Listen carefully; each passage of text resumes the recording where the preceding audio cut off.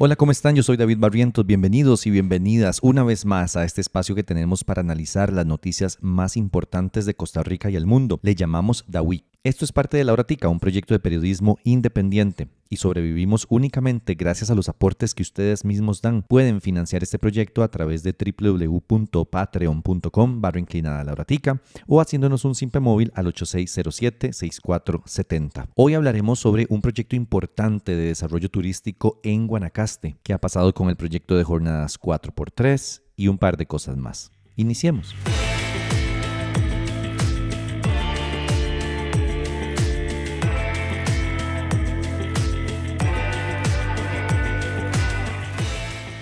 El equipo Rocket ha sido vencido otra vez. Ahora con la historia de nunca acabar, que son las jornadas 4x3 en este país. Luego de que el gobierno vetara el proyecto para que el OIJ pudiera hacer allanamientos a cualquier hora del día, Chávez y sus secuaces tenían que distraer a la gente con algo e intentaron hacerlo con este proyecto de ley. Acá les he contado mucho sobre el mismo. Busca hacer que trabajar 12 horas al día durante 4 días a la semana de forma ordinaria y sin el pago de horas extra sea legal en el país. La noticia es que esta semana intentaron que el proyecto se tramitara por la vía rápida en el Congreso. Esta es una forma que tiene el reglamento de la Asamblea Legislativa para hacer que una iniciativa de ley avance mucho más rápido de lo normal. Dispone de varias modificaciones al trámite regular y haría que la discusión se acorte bastante. Sin embargo, luego de votada la moción, los votos positivos no fueron suficientes. Para que se apruebe un procedimiento como ese, tienen que haber al menos 38 votos a favor, pero solo lograron alcanzar 31.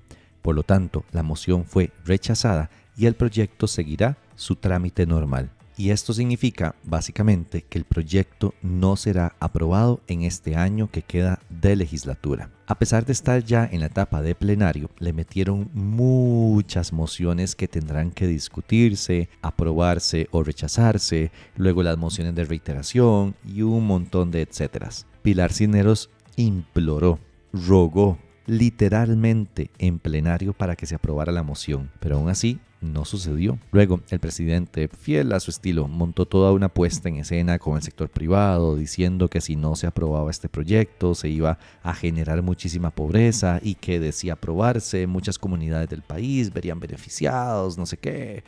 Como siempre, sin presentar ninguna prueba para una o la otra. Dicen que es súper necesario para que vengan empresas al país y para que otras no se vayan, al mismo tiempo que alardean por mejoras en la inversión extranjera directa durante este gobierno. Como que algo no calza. Las empresas ya vienen a Costa Rica sin ese proyecto, ya están viniendo y nunca han podido decir cuáles son las que se irían si ese proyecto no se aprueba. Mi postura ya ustedes la conocen.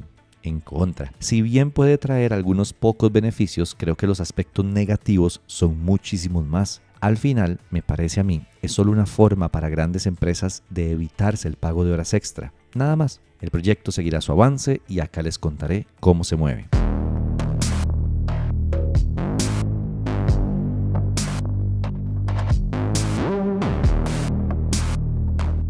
Hay un tema que se viene publicando hace unas semanas en redes y medios y quiero comentarlo acá. Se trata de la construcción de un megaproyecto turístico cerca de Playa Panamá, en Guanacaste, llamado Bahía Papagayo. El tema ha sido polémico porque personas de la comunidad han denunciado que se están volando un buen pedazo de bosque que no deberían estar tocando. En La Horatica conversamos con Juan Carlos Rojas, director general de Desarrollos Bahía Papagayo. Él mismo nos introduce al tema contándonos de qué va este proyecto. El proyecto de nosotros es un proyecto abierto, de uso mixto, que tiene diferentes características cada concesión.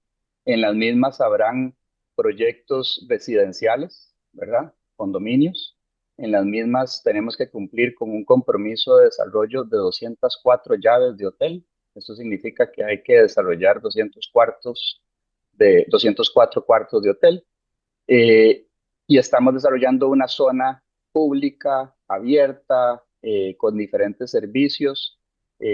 Estamos considerando restaurantes, algunos comercios, canchas abiertas como de básquetbol, un skate park, ciclovías, aceras, y después unas también bien interesantes porque una de las concesiones específicas nuestras llega a colindar con el pueblo actual de Playa Panamá. Y eso en principio suena muy bonito, ¿verdad? Sin embargo, tiene muchos bemoles.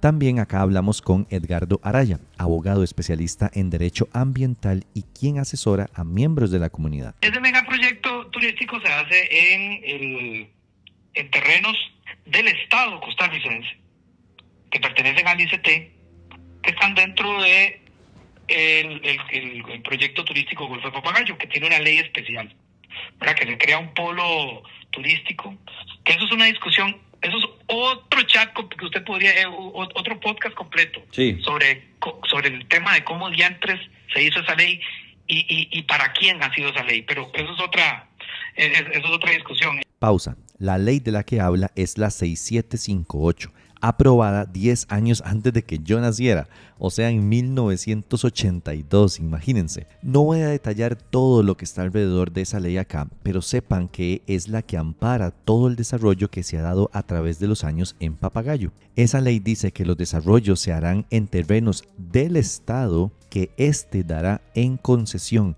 mediante licitaciones u otros mecanismos, y que todos los desarrollos que se den tienen que ajustarse a ese plan, digamos, maestro, un plan regulador grande que se aprobó para eso. Acuérdense de esta ley porque la vamos a mencionar varias veces hoy. Seguimos. Este plan maestro, por ejemplo, no contempla nada con el tema de la protección del bosque. Y hay que tener, una claridad en el sentido de que esa ley de Golfo de Papagayo es una ley anterior a la ley forestal, que se hizo en los 90. Esa ley de Papagayo es como de los 80. En la ley forestal se emite y crea dos conceptos. El concepto de principio de irreductibilidad del bosque, que lo que significa es que lo que hoy es bosque no se le puede cambiar el uso de suelo, salvo para proyectos declarados de conveniencia nacional, ¿verdad? Que fue lo que hicieron en Cruzitas para volarse el bosque inicialmente, cuando intentaron la primera vez sacar el oro. Sí. Y también se crea el concepto de patrimonio natural del Estado. Dice el artículo, creo que es el 18 de la ley forestal, que todo es patrimonio natural del Estado. Todos los terrenos cubiertos por bosque que pertenezcan al Estado o a sus entidades. Y acá llegamos a un punto importante de la polémica con este proyecto. Están construyéndolo sobre bosque, sobre patrimonio natural del Estado. Ahí lo que hay es zonas arbóreas, ¿verdad? De muy poca riqueza natural. No estamos hablando de que son bosques primarios para nada. Y existen leyes, ¿verdad?, que se permite trabajar dentro de áreas arbóreas.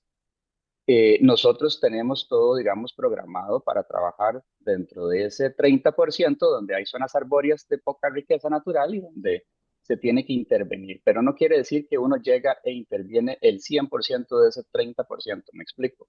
Entonces, obviamente, en ese 30% hay árboles y hay vegetación. Y si vas a hacer desarrollo, tenés que intervenir, pero de todo bajo el cumplimiento de reglamentos respectivos y permisos y gestores ambientales correspondientes. Para serles honestos, a mí me causa gracia, seguro lo entrenaron para eso, cuando dice zonas arbóreas, porque como para que suene más bonito, digamos, cuando la realidad es que sí hay bosque.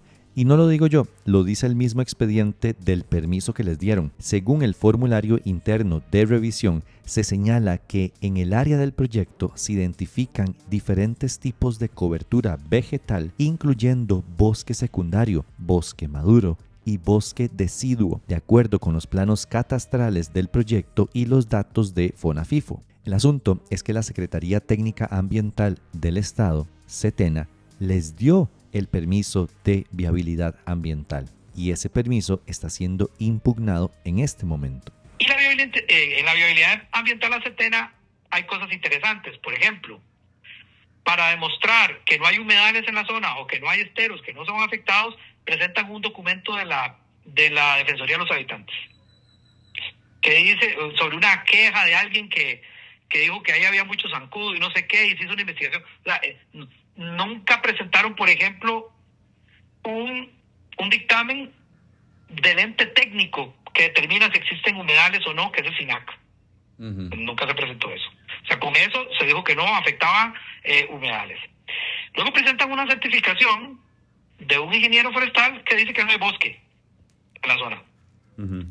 Y nosotros le estamos demostrando que incluso de acceso público, los mapas de cobertura de bosque FONAFIFO tienen todo eso mapeado como bosque. Entonces, ese tipo de cosas, además, por ejemplo, si usted le pone encima, hace un montaje del proyecto, del diseño del proyecto que ellos están vendiendo públicamente, se lo pone encima al lote donde lo van a poner y de no queda bosque. O sea, ¿dónde lo van a hacer si no pueden talar ese bosque? Entonces, ¿cuál es el bajo impacto que ellos dicen que es de bajo impacto? Y eso del supuesto bajo impacto es bien cuestionable, ya que, de nuevo, de acuerdo con el expediente del permiso, el proyecto fue catalogado como categoría A, es decir, de un impacto ambiental alto. Esto se lo comentamos a Rojas. Es decir, sí viene a impactar altamente el ecosistema. No, tampoco. O sea, nuevamente, cuando usted va a Setena, hay diferentes categorías y diferentes regulaciones para usted hacer desarrollo. Yo Ujú. difiero totalmente, digamos, es relativo, la verdad. Si usted dice viene a impactar altamente, es relativo, porque si ya lo limitamos a que solamente vas a ir a desarrollar dentro de un 30%, no un 80%, como posiblemente en muchas de las partes de Costa Rica permiten, con edificios considerables de altura, eh, es relativo. O sea, cuando vas a Setena siempre te catalogan las diferentes áreas y dependiendo si es bajo, medio o alto, hay una tramitología respectiva para lograr el desarrollo. Y se cumple, se tramita absolutamente lo que se debe hacer para cumplir con esa ley específica del país, ¿verdad? Que es un desarrollo para un uso específico turismo de interés nacional. Claro, pero a ver, es relativo a la opinión de cada quien, pero el ente regulador dice que es de impacto alto. Cuando dice que es de impacto alto, medio o bajo, se define exactamente qué es lo que hay que hacer para conseguir la viabilidad ambiental en la zona que corresponde, ¿verdad? Ya tal vez el detalle específico técnico tendríamos que revisarlo con la parte técnica, pero diga, hay un proceso para todo. Y bueno, creo que en este aspecto es innegable que el proyecto sí será de un impacto ambiental alto, sea eso relativo o no. Otra de las quejas planteadas, esta vez ante la Sala Constitucional, es que no hubo realmente una consulta pública ni un involucramiento de la comunidad para este proyecto. Aplicando el principio de participación de la ciudadanía en materia ambiental, en la toma de decisiones ambientales, Setena le dice que tiene que tomarle parecer a la gente y ellos van y hacen una encuesta aleatoria donde el 80% de la gente no conoce el proyecto. Se entrevistan, no sé, 20 personas, 12 o 20 por ahí, y de esas, 80% dice que no conocen el proyecto. Entonces, con base en eso, Setena dice que hay baja conflictividad del proyecto. Entonces, está bien, Claro. ¿verdad? Cumplieron ese requisito. Algo que es requisito para otorgar permisos. Y eso también se lo preguntamos a don Juan Carlos. Hemos mantenido un diálogo súper eh, constante con él. Antes o después de recibir el permiso, la viabilidad ambiental. Es un requisito desde antes de la viabilidad ambiental tener diálogo. Entonces, desde antes de recibir la viabilidad ambiental hubo diálogo. El recurso de amparo que les presentan a ustedes alega que ese cumplimiento que ustedes hacen ante Setena, del que usted me está hablando, fue una encuesta. Y voy a leer textualmente lo que dice el recurso de amparo. Aplicó una encuesta aleatoria a personas residentes en el área de influencia, cuyo resultado evidenció que el 88% de las personas encuestadas desconocía la existencia del proyecto. ¿Eso es verdad? Eso es verdad y es normal. Si usted va a informar algo que nadie sabe, probablemente la mayoría de la gente no lo va a saber. Si yo voy hoy a un pueblo nuevo y digo, ¿ustedes conocen a Juan Carlos Rojas? Probablemente todo el mundo va a decir, o el 100% va a decir, no lo conozco. ¿Verdad? Entonces, depende de cómo usted utiliza la información que está pública y cómo la quiera comunicar, pero sí es verdad. O sea, en ese momento, cuando va a contar sobre el pueblo, al pueblo, sobre el desarrollo, si no se había iniciado un proceso, si no estaba conceptualizado el proyecto, ¿cómo va a saber la gente del pueblo que viene algo. O sea, es totalmente Y, normal. y es, Precisamente para eso es parte, digamos, de, de, de un punto de tramitología dentro de la viabilidad. y es verdad que ese fue el único documento que presentaron respecto a este requisito del conocimiento de la gente, de las audiencias públicas y demás ante Setena. O sea, en este momento no sabría decírselo, ¿verdad? En este momento yo no estaba tan involucrado en el proyecto. Podríamos mandarle la información específica. Para el cierre de edición de este podcast, a pesar de que sí nos enviaron documentación adicional, no vimos en ella ningún documento que comprobara que hubiese habido otros mecanismos de consulta, aparte de la encuesta que nos mencionan. Y como ustedes mismos lo escucharon, el mismo Rojas admite que esa encuesta fue lo que presentaron ante Setena para disque cumplir con el requisito de esa participación y esas consultas. Y el último de los aspectos dudosos de todo este tema es la persona que está detrás del proyecto, o una de las personas. Es el señor Rubén Pacheco Lutz, presidente de Enjoy Group, quienes están desarrollando todo este complejo. Él fue el ministro de Turismo durante el gobierno de Abel Pacheco, y el otorgamiento de concesiones siempre ha estado ligado a polémicas por supuestas presiones que él hacía para que se otorgaran a su grupo. Pero bueno, ese es el caso. Espero haberles dado suficiente información para formar una opinión. La mía es que esos megaproyectos hacen más daño de los beneficios que podrían traer. Para mí es claro el impacto ambiental que algo así provocaría. Y también creo que son proyectos destinados a personas con un poder adquisitivo muy alto, ¿saben? Es decir, no son proyectos, desde mi perspectiva, para la comunidad, para la gente como usted o como yo que queremos ir a la playa. Y yo honestamente creo que este tipo de proyectos aíslan cada vez más a la comunidad, a la gente, a las personas costarricenses que tal vez no tienen tanto dinero, las aíslan de los recursos naturales que son de todas y todos nosotros. Cuando salgan las resoluciones de las impugnaciones, tanto en la Sala Constitucional como ante Setena, les contaré cómo se resuelve este asunto.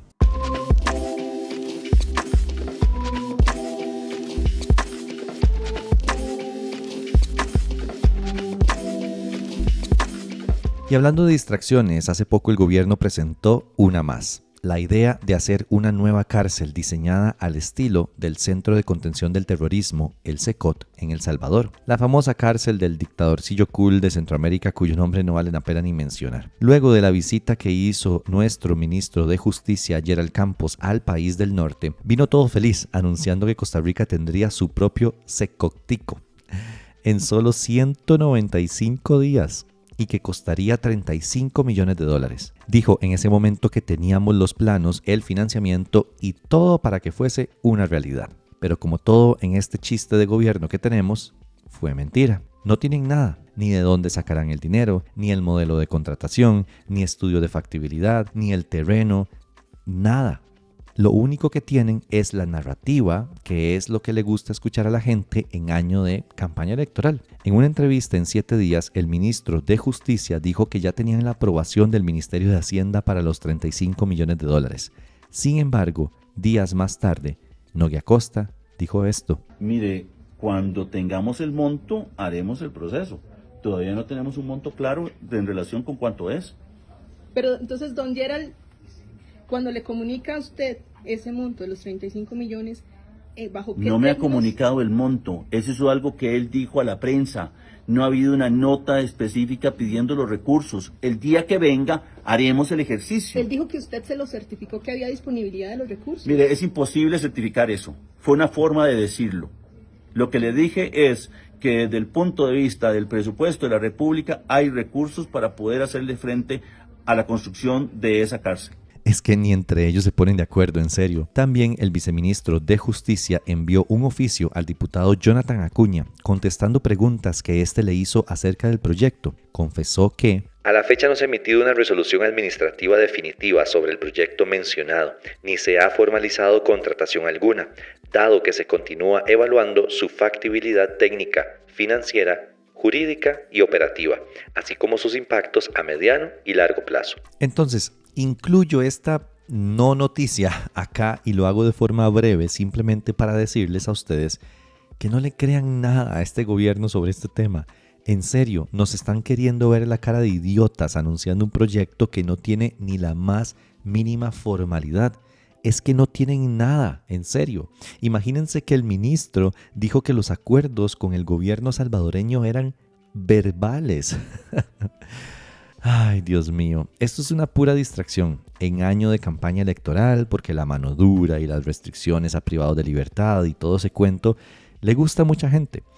Pero el gobierno no está haciendo nada, absolutamente nada, para mejorar la situación de nuestras cárceles, que sí necesitan intervención, sin duda alguna. Pero esto es una cortina de humo más de un gobierno incapaz de resolver por el fondo los problemas de este país. Y ya, no les hagan caso.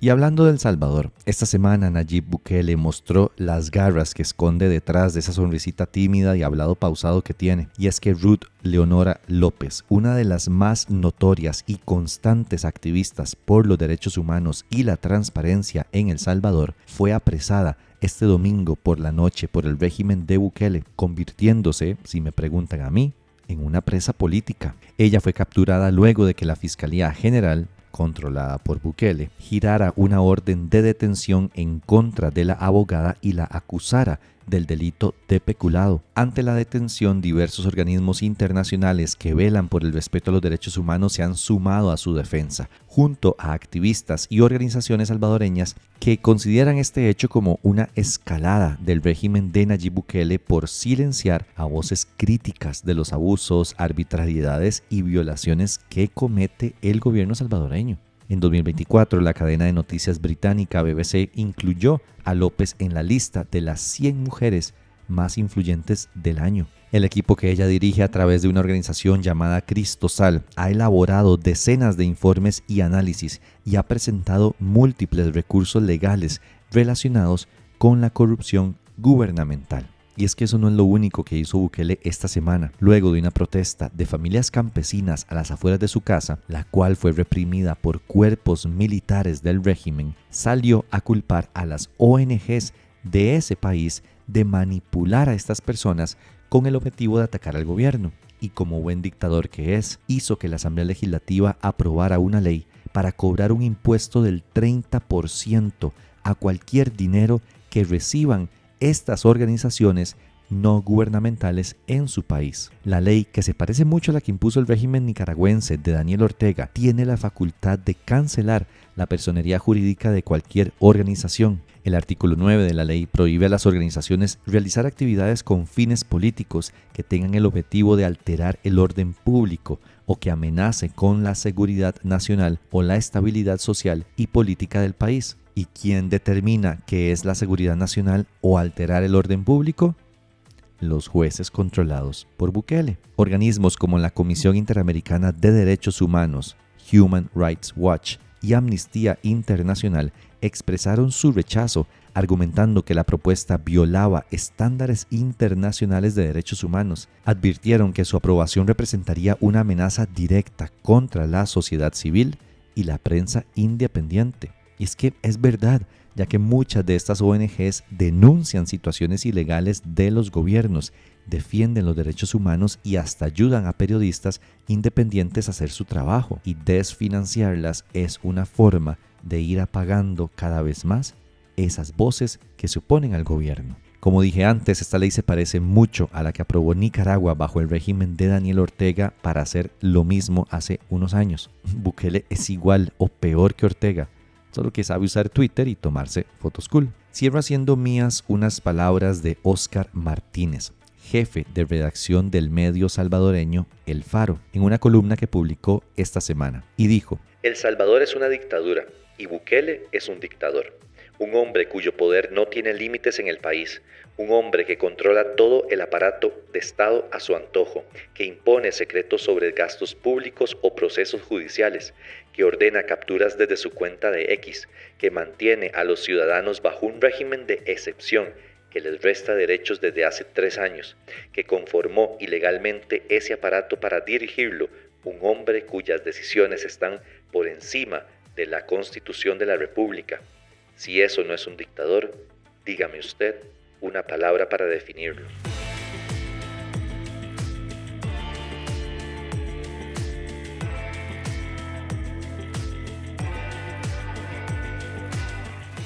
Esto fue un resumen de las cosas más importantes que sucedieron del 19 al 23 de mayo. Recuerden que pueden seguirnos en todas nuestras redes sociales, @lauratica. Pueden compartir este contenido para que le llegue a más gente.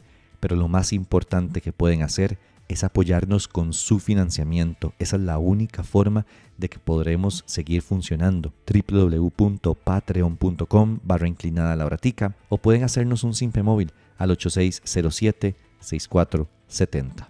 Chao.